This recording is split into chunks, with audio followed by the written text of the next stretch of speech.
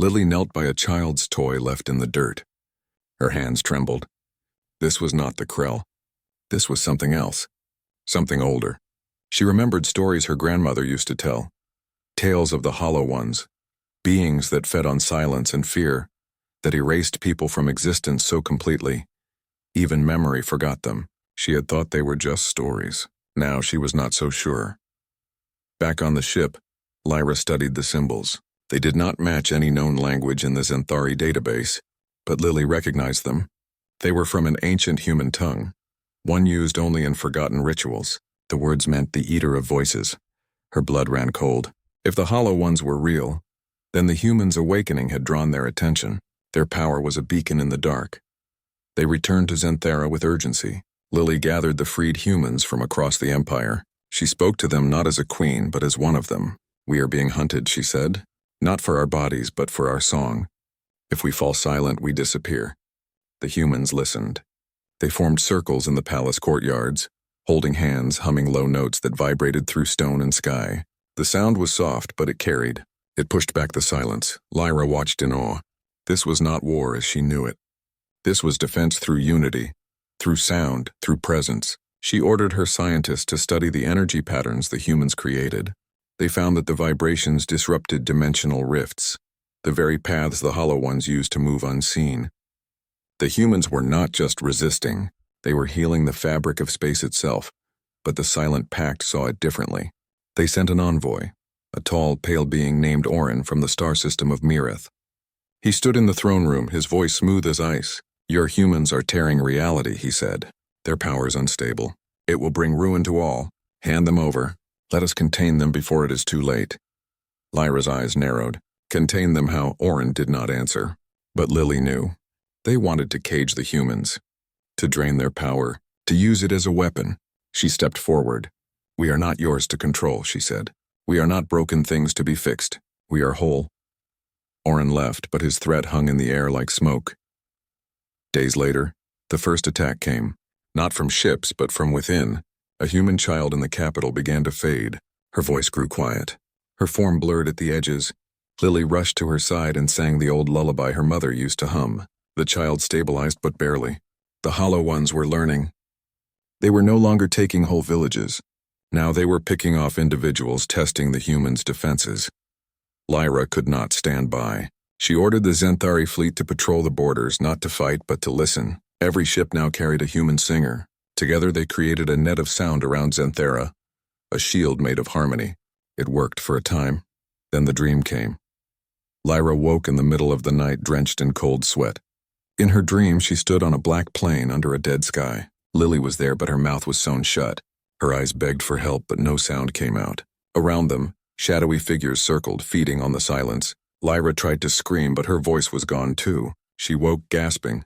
The next morning, she told Lily. Lily grew pale. "They are reaching into minds now," she said. "If they can silence us in our dreams, they can silence us in truth. We need to go to the source." "But where is the source?" Lyra asked. Lily closed her eyes. "There is a place my ancestors spoke of. The Well of Echoes. It is not a physical place. It exists between moments where all songs begin and end. If we can reach it, we can strengthen the human song at its root. But only a human can enter, and only with a bond strong enough to anchor them." Lyra did not hesitate. "Take me with you," she said. Preparations were made in secret.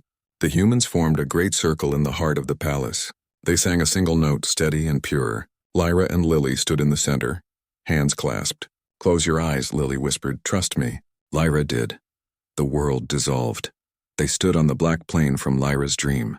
But this time, Lily's mouth was not sewn shut. She turned to Lyra. "This is the edge of the Hollow One's realm. If we lose focus, we vanish. Stay with me." Lyra nodded, her grip tightening. In the distance, a faint light pulsed, the Well of Echoes. But between them and it stood the Hollow Ones. Tall, faceless shapes that drank sound like water. As Lyra and Lily moved forward, the beings turned. Silence rushed toward them like a wave. Lily began to sing.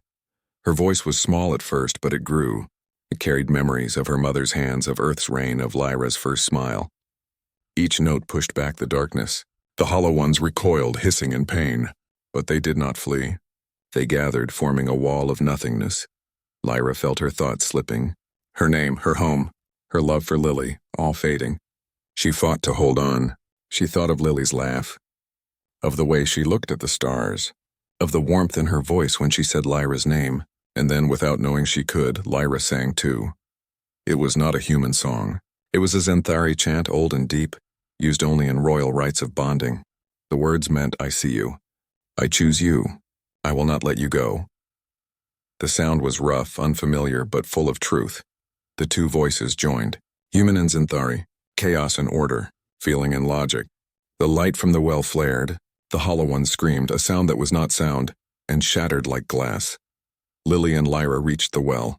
It was a pool of liquid light, swirling with every song ever sung. Lily knelt and placed her hand in it. The light surged up her arm, through her body, and into Lyra through their joined hands. Knowledge flooded them. They saw the truth. The hollow ones were not evil. They were the universe's immune system, born to silence powers that grew too loud, too fast. But the human song was not a threat. It was a gift. It healed, not harmed. Lily spoke into the well. We mean no harm. We only wish to exist, to sing, to love. The well pulsed in answer. The hollow ones would not return, not as long as the song remained true.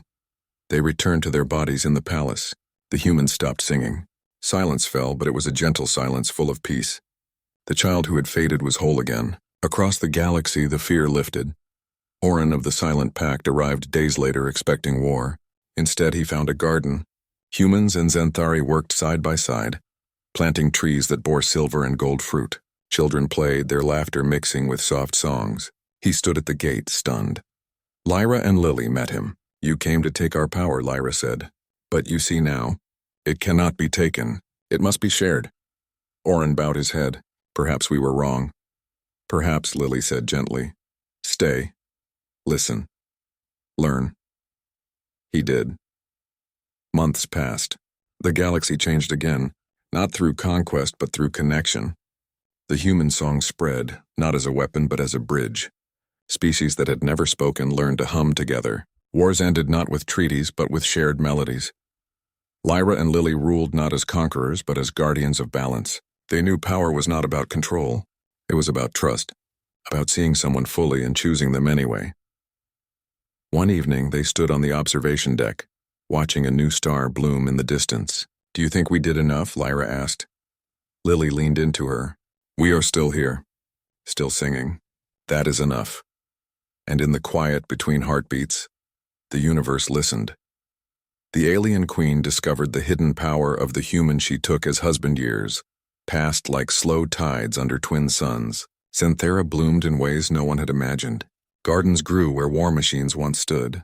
Schools taught both Xanthari logic and human poetry. Children of mixed heritage played in courtyards, their laughter a blend of sharp chimes and warm hums. Lyra and Lily ruled not from a throne of stone, but from a shared table where decisions were made with both heart and mind.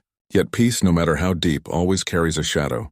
The first sign came quietly. A Xanthari scout ship vanished near the rim of known space. No distress call. No wreckage. Just silence. Lyra ordered a search but found nothing. Then another ship disappeared. Then a human freighter carrying seeds for new colonies. Fear returned, not loud but cold and patient. It slithered through the halls of the palace like a forgotten draft. Lily felt it first. She woke one night gasping, her skin slick with sweat. In her dream, she stood on a shore of black glass. The ocean before her was made of stillness. No waves, no wind, just endless flat water that reflected nothing. From its depths rose a voice, not a sound but a thought that echoed in her bones. You woke the song. Now you will hear the silence that follows. She told Lyra at dawn. This is not the hollow ones, Lily said. This is something else. Something that does not hate our song. It wants to replace it. Lyra's silver eyes narrowed. What could replace a song that heals? A silence that obeys, Lily replied. They called a council, not just Xanthari elders but human leaders. Orin of Mirith and even former Krell warriors who had sworn loyalty after their defeat. In the great chamber, Lily spoke plainly. Something is coming. It does not attack with weapons. It erases choice. It makes beings do what it wants without knowing why. We must find its source before it spreads. Queen Lyra of the Xanthari ruled with calm strength over a vast empire of stars. Her people were tall, silver-skinned, and built for war and logic. They valued order above all else. Emotions were seen as flaws. Weakness was not allowed. For generations they had watched the humans from afar, calling them chaotic, fragile, and unimportant. Humans were used only for mining, cleaning, or testing new weapons. No Xanthari had ever spoken to a human as an equal.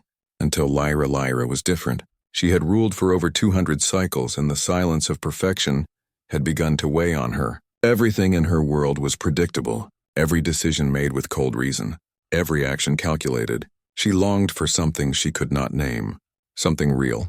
So when a human colony ship was captured near the outer rim, she ordered one human brought to her, not as a slave, not as a prisoner, but as a companion. The human's name was Lily. She was small, with warm brown skin and eyes that held both fear and fire. When she stood before the throne, she did not kneel. She did not cry. She simply looked up at Lyra and asked, "Why me?"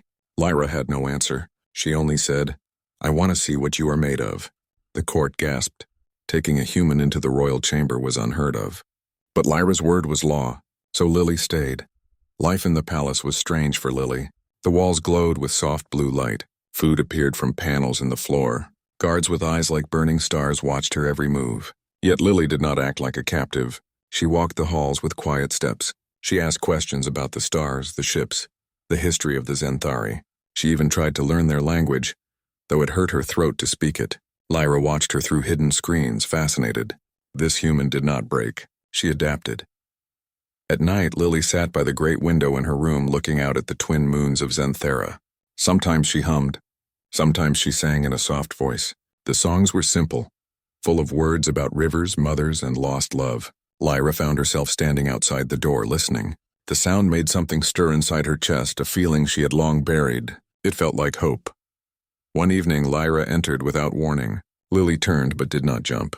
"You keep watching me," Lily said. Lyra nodded. "You are not like the others." "What others?" Lily asked. "The humans we have seen. They beg. They scream. They give up. You do none of those things." Lily looked down at her hands. "Maybe I just know that fear won't save me. Maybe I choose to be calm because it's all I have left."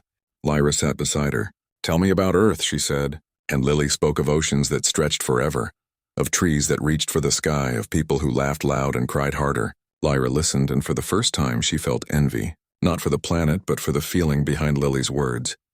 Days turned into weeks. The Xanthari Council grew restless. They whispered in dark corners. A human in the palace was a stain on their honor. Some called Lily a spy. Others said Lyra had gone soft. Elder Kor, the head of the council, demanded a meeting. "Your choice shames us," he said, his voice sharp as glass. "You bring a creature of chaos into our sacred halls. Remove her or we will act." Lyra's eyes glowed with cold light. "Touch her, and you will answer to me."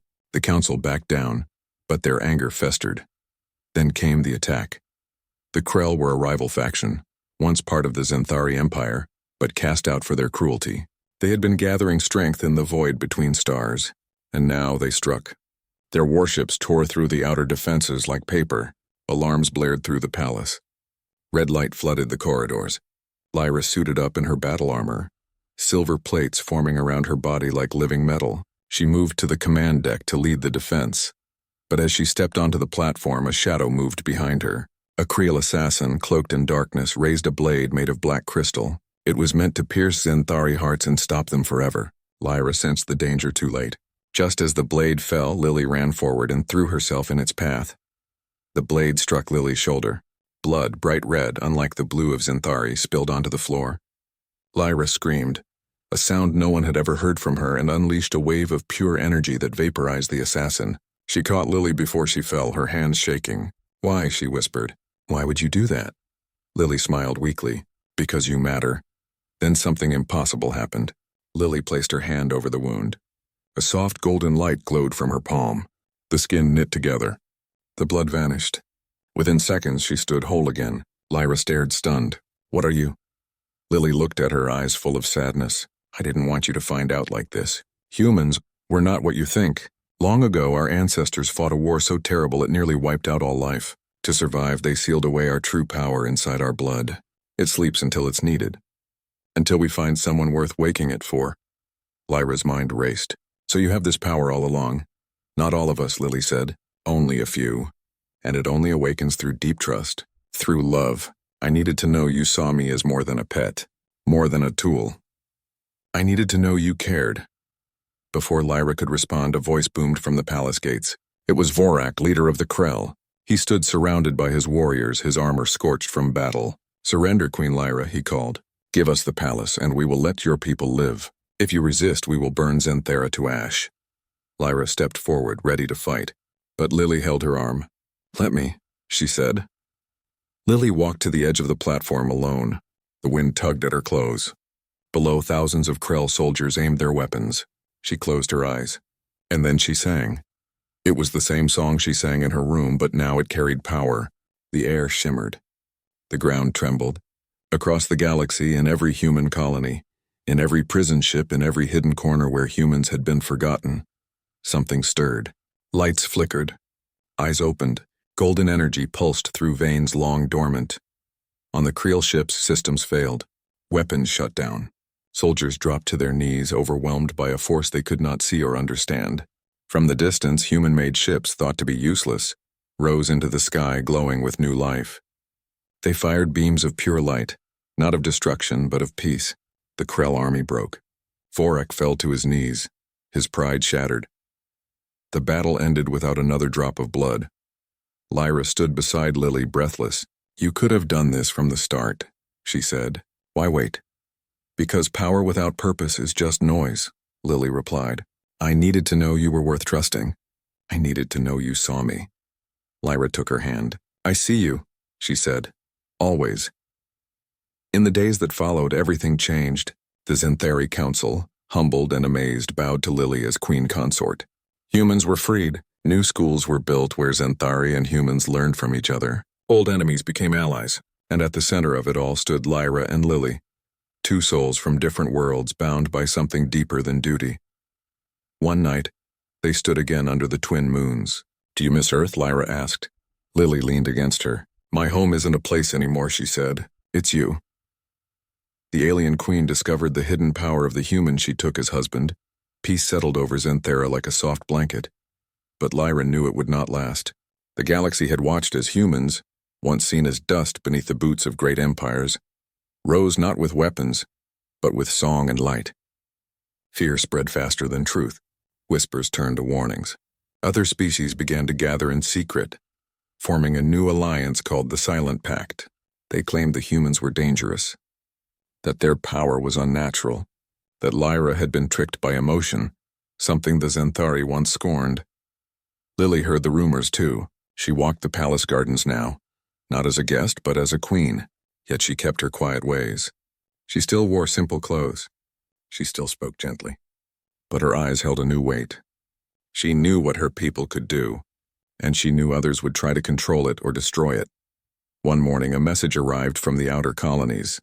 A human settlement on the planet Varel had gone silent. No signals. No responses. Lyra wanted to send scouts, but Lily insisted on going herself. I know my people, she said. If something is wrong, they will trust me before they trust a Zenthari ship. Lyra agreed, though her heart tightened with worry. She ordered her fastest cruiser prepared and went with Lily. Varel was a green world, covered in thick forests and wide rivers. The human colony there had been small, only a few hundred souls, but peaceful. When their ship landed, the silence was heavy. No bird sang. No wind moved the trees. The village stood empty, doors open, food still on tables. Lily stepped down the ramp, her boots soft on the damp earth. She called out names. No answer.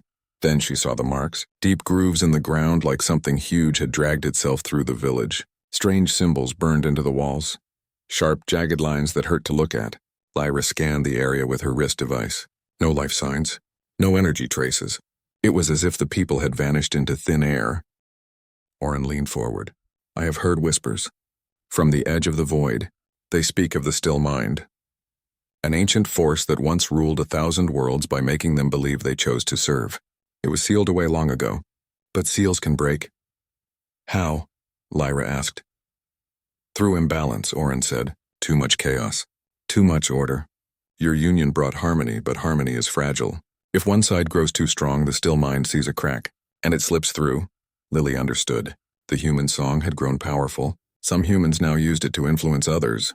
Not with harm, but with gentle pushes. A trader would suddenly want to lower his price. A guard would forget to check a pass. small things. But together, they were a shift. The still mind was feeding on that imbalance. We must restore balance, Lily said, not by silencing the song, but by grounding it. How? Lyra asked. By remembering why we sing. They left Xanthera in a small, unmarked vessel. No flags, no weapons. Just the two of them and a single human pilot named Maya, whose voice was soft but steady. Their destination was Earth. Not the ruined colonies, but the original world. The cradle of the song. Earth was not as Lily remembered. Centuries of war and neglect had scarred its surface. Cities lay in ruins. Forests grew through cracked highways. But life remained. Wild and stubborn. They landed near what was once called the Pacific coast. The ocean still roared. The wind still carried salt and memory. Lily walked barefoot on the sand. She knelt and pressed her palm to the ground. The earth hummed. Faint, but there. The old song was sleeping, not dead. She began to sing. Not the powerful anthem that had awakened galaxies, but a simple lullaby her grandmother used to hum while mending clothes. The notes were small, humble, full of love, not power. As she sang, the ground warmed. Flowers pushed through the ash. Birds returned from hidden nests. Maya wept quietly. Even Lyra felt something shift inside her. Not energy, but peace. But the still mind was watching. That night, as they camped under a sky thick with stars, Maya stood suddenly. Her eyes were blank. She walked toward the ocean without a word. Lily called her name. No response. Lyra moved to stop her, but Lily held her back. Do not force her, Lily whispered. That is what it wants. Control. We must offer choice, not command. Lily sang again, not to pull Maya back, but to remind her she could choose to return. The song was an open hand, not a chain. Maya stopped at the water's edge. She trembled. Tears fell. Then she turned and walked back, collapsing into Lily's arms. It knows we are here, Lyra said. Yes, Lily replied, and it fears a song that does not seek to rule. They stayed on Earth for 7 days. Each day Lily sang to the land. Each night the still mind tested them, through dreams, through illusions, through whispers that sounded like their own thoughts. But they held fast. They chose each other. They chose freedom. They chose to sing only when needed. On the 8th day, the sky split, not with fire, but with perfect stillness. A great shape formed in the air. A being made of smooth, featureless stone floating without sound. It had no face, no limbs, only presence. The still mind had come. You waste your voice on dust, it said, its words appearing in their minds without sound. Join me, your song will be safe. Your people will never suffer again. All you must do is let go of choice. Lyra stepped forward. Suffering is part of living. Without it, joy means nothing. The still mind turned to Lily. You know what it is to be powerless, to be taken, to be used. I offer you true power, command without resistance, peace without pain.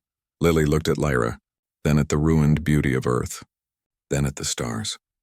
I would rather have a broken song with freedom than a perfect silence with chains. The still mind pulsed with something like sorrow. Then it reached for them, not with force, with invitation. A vision unfolded in their minds. A galaxy where no one argued, where no one hurt, where every being did what was best without struggle. It was beautiful. And utterly empty. Lyra felt her will soften. It would be so easy to say yes. To end all pain. But then she remembered Lily's laugh, the way she argued about star charts, the way she cried when a plant died. Those things were not flaws. They were life. No, Lyra said. Lily took her hand, and together they sang. Not a battle cry, not a shield. Just a duet.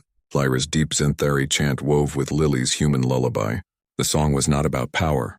It was about presence, about saying, I am here, and I choose this moment. The still mind shuddered. Its form cracked like dry clay, because the song was not trying to defeat it. It was reminding the universe that choice exists, and where choice exists, silence cannot rule. The being dissolved into dust that fell like snow. The sky cleared. The ocean roared louder as if celebrating. They returned to Xanthera changed. They did not ban the human song, but they taught its true purpose. Not to influence, not to protect, but to connect. Humans learned to sing only when asked. Xanthari learned to listen even when silent. Balance was not equality of power, but respect for difference. Years later, a new generation rose. Children who knew both lullabies and logic equations, who could fix a starship and write a poem, who saw no shame in tears or strength in gentleness. One evening, an old woman sat on the palace steps. Her hair was white, her hands wrinkled, but her eyes still held fire. Beside her sat a silver-skinned woman, her armor replaced by soft robes, her crown long set aside. They watched the sunset paint the sky in gold and violet. "Do you think they will remember us?" the old woman asked. "Not as queens," the other replied, "but as those who chose to listen." The old woman smiled. "That is enough." And somewhere in 1,000 worlds, a child hummed a tune that had no name, but carried all the love of those who came before. The alien queen discovered the hidden power of the human she took as husband. Time moved like a slow river through the heart of the galaxy. Lyra and Lily had grown older, their steps slower but their presence deeper. They no longer ruled from a throne but walked among their people, listening more than speaking. The union of Xanthari and human had blossomed into something new, a culture that valued both reason and feeling, silence and song.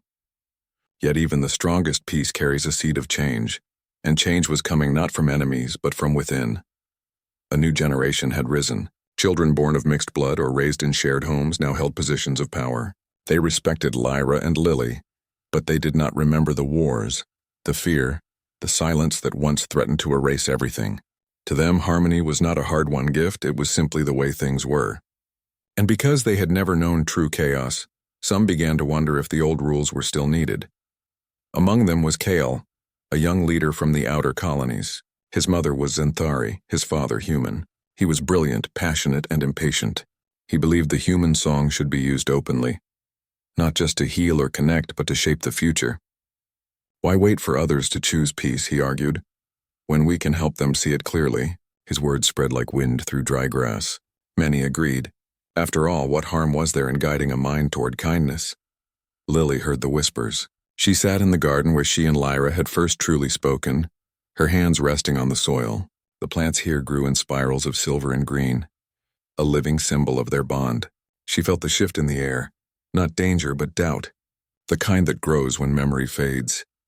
She called Kyle to the palace not as a queen but as an elder. He came with fire in his eyes and confidence in his stride. "You fear progress," he said before she could speak. "We are not your enemies. We only want to make your dream real." Lily looked at him gently. Dreams become nightmares when we forget why we dreamed them. The song was never meant to guide, only to remind. "There is a difference," Kale frowned. "What if someone chooses cruelty? Should we do nothing?" "We offer another choice," Lily said. "Not force it upon them." That is how the still mind began, with good intentions. But Kale was not convinced. He left with respect but no change in heart. Weeks later, a ship from the Mirith system sent a distress signal. Pirates had taken control of a trade station. The crew was trapped. Kale acted without counsel. He gathered a group of young singers and flew to the station. When they arrived, they did not fight, they sang. A soft, golden melody that filled the minds of the pirates with calm. The pirates dropped their weapons. They smiled. They obeyed every command without question. The station was saved. No one was hurt.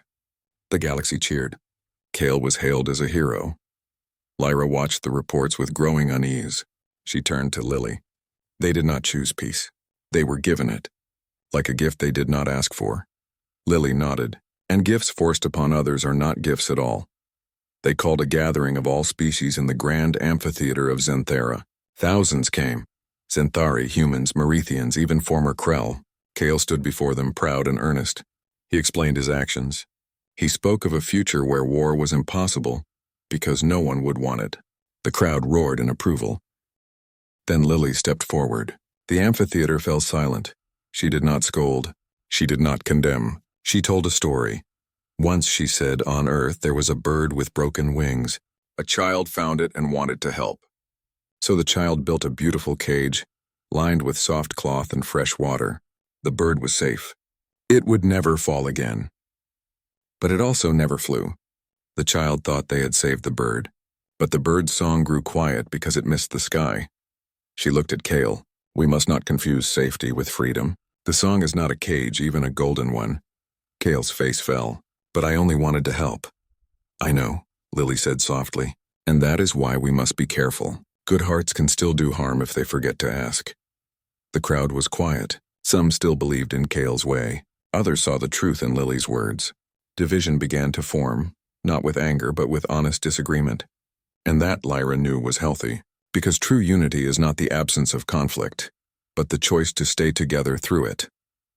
Not long after, a strange signal came from deep space, not a distress call, not a message, just a single tone repeating every 7 seconds. It matched no known language or code, but Lily recognized it. It was the same tone her grandmother used to hum when she felt something ancient was near. They traced the signal to a dead star system, long abandoned.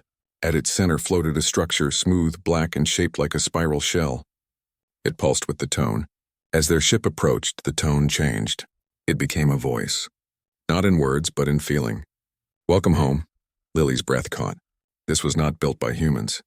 Not by Zenthari. It was older than both. It was the source. They landed alone. Inside the shell, the air was warm. Walls glowed with faint patterns that shifted like thoughts. At the center stood a pool of liquid light, the same as the well of echoes, but calmer, deeper. As Lily stepped closer, images filled her mind, not of war or silence, but of creation, of the first humans, not as warriors, but as listeners. They had not been given power. They had been given a task, to carry the song of the universe so it would never be forgotten. The song was not theirs to use. It was theirs to protect. Lyra watched Lily's face change. What do you see, the truth? Lily whispered. We were never meant to awaken the song for power, only to remember it when the universe forgot itself. The hollow ones, the still mind, they were not enemies. They were corrections. The universe trying to balance itself when the song grew too loud or too quiet. So what now? Lyra asked. We teach the next generation not to wield the song, but to honor it, to sing only when the world needs reminding, not when we want to fix it. They returned to Zenthera with a new purpose. They did not stop Kale or those who believed in active use of the song. Instead, they opened the archives. They shared the full history, the pain, the mistakes, the moments of grace. They let people choose. Kale studied the records for days. Then he came to Lily. I was wrong, he said. Not because my heart was bad, but because I did not understand the weight of the gift. I thought I was helping, but I was taking away their sky. Lily placed a hand on his shoulder. Now you know. And knowing is the first note of the true song. Years passed. The galaxy did not become perfect. There were still arguments, still hurts, still moments of fear. But something had changed. When conflict rose, people did not reach for control. They reached for conversation. They sang not to change minds, but to open hearts, and sometimes they sat in silence together. And that was enough. Lyra and Lily grew older still. Their hair turned white, their steps unsteady, but their bond never faded. They spent their days in the garden, watching new generations plant seeds, argue over star maps, laugh under twin suns. One morning, Lyra did not wake. Lily held her hand as the light left her eyes. There were no grand words, only a quiet breath and a lifetime of love held in a single touch. The people mourned, but Lily did not weep for long. She stood before the amphitheater one last time. She did not sing a song of power. She sang the lullaby her grandmother taught her. Simple, soft, full of love. And as she sang, the stars above seemed to hum in return. When Lily passed years later, they buried her beside Lyra under a tree that bore silver and gold leaves. No monument was built. No statue raised. Only a small stone with 2 names and 1 word carved between them. Together, and in homes across 1,000 worlds, parents still hummed that old lullaby to their children. Not because it held power, but because it held truth, that love is not about changing the world. It is about being present in it. And sometimes that is the most powerful song of all. The alien queen discovered the hidden power of the human she took as husband. Long after Lyra and Lily had returned to the earth and stars, their story lived not in books or monuments, but in the quiet choices of everyday life. Generations had passed. The galaxy had grown wider, stranger and kinder. Humans and Zenthari no longer saw themselves as separate. They were simply people. Yet memory fades, and even the deepest truths can become myths if not tended with care. In a small settlement on the edge of known space, a girl named Nora lived with her grandmother. Nora was 12, with dark eyes that held too many questions and hands that always moved. Fixing broken comms, weaving vines into baskets, humming tunes she did not know the words to. Her grandmother, Illyra, was old. Her skin was like worn leather, her hair silver as Zenthari metal, but her voice still carried the warmth of earth. Nora often asked about the old times, about the queen who married a human. About the song that saved the stars. Alira would smile and say, "Those were real people, not legends. And the song is not gone. It lives in you." But Nora did not feel powerful. She felt small. Her world was dust storms, ration packs, and flickering lights. She dreamed of the great cities where ships flew like birds and music filled the air without fear. One day, she found a broken music box in the ruins outside town. Its surface was cracked, its gears rusted, but when she wound it gently, it played 3 notes. Clear, sweet, and achingly familiar. That night, she played it for Alira. The old woman froze. Tears filled her eyes. That melody. It was Lily's first lullaby, the one she sang to calm storms. "How is it still here?" Nora asked. "Because songs do not die," Alira said. "They wait." Not long after, a strange sickness came to the settlement. Not fever or pain, but silence. People stopped speaking, not by choice, but because they forgot how. Words slipped from their minds like water through fingers. Children pointed but could not name their mothers. Elders stared at the sky with empty eyes. The medics found no cause. No virus, no toxin, just loss. Nora watched her best friend Jin sit on the steps of their home, mouth open but no sound coming out. Fear coiled in her chest. She remembered the stories. The hollow ones. The still mind. Had they returned? She ran to Alira. "We have to do something." Alira shook her head slowly. "I am too old to fight shadows, but you carry the song in your blood. Not as power, as memory." "I don't know how to sing like they did," Nora said. "You do not need to," Alira replied. "You only need to remember why they sang." That night, Nora took the music box to the center of town. The silence was thick like fog. People wandered like ghosts. She sat on the old well and wound the box. The 3 notes rang out, fragile but true. Nothing happened at first. Then Jin turned his head. He looked at her, and in his eyes she saw recognition. She played the notes again, and again. Slowly, others stopped. They gathered around her, not because they understood, but because the sound felt like home. Nora closed her eyes and began to hum along. She did not know the full song, but she made up the rest. Soft, simple, full of the things she loved. The smell of rain, the warmth of her grandmother's hand, the way Jin laughed when they raced through the dunes. As she sang, something stirred, not in the sky, but in the people. A woman whispered her child's name. An old man smiled. The silence did not break. It softened like ice melting in spring. But far away, in the void between galaxies, something noticed. It was not a being, not a ship, not a mind. It was a pattern, a ripple in the fabric of existence that fed on forgotten things. It had slept for centuries, waiting for the moment when the song grew faint. And now, hearing this small voice on a dusty world, it began to move. Nora did not know it yet, but she had lit a candle in a very dark room. Days passed.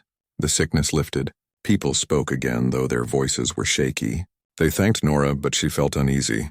The music box no longer played. Its gears had stilled for good, and at night she dreamed of black oceans and empty skies. In her dreams, a voice whispered, "Come closer, sing louder. We will make you heard across all worlds," she told Alira. The old woman grew pale. "It is the Echo Eater, not a monster, but a hunger. It does not want to destroy the song. It wants to consume it, to become it. If you sing for it, it will take your voice and use it to silence all others." "What do I do?" Nora asked. "You do not sing for it," Alira said. "You sing for your people, only them, only now." But the Echo Eater was patient. It sent signs. Comms across the sector began to fail, not with static, but with perfect silence. Ships lost their way, not because of broken engines, but because their pilots forgot where they were going. The sickness was spreading, not through bodies, but through memory.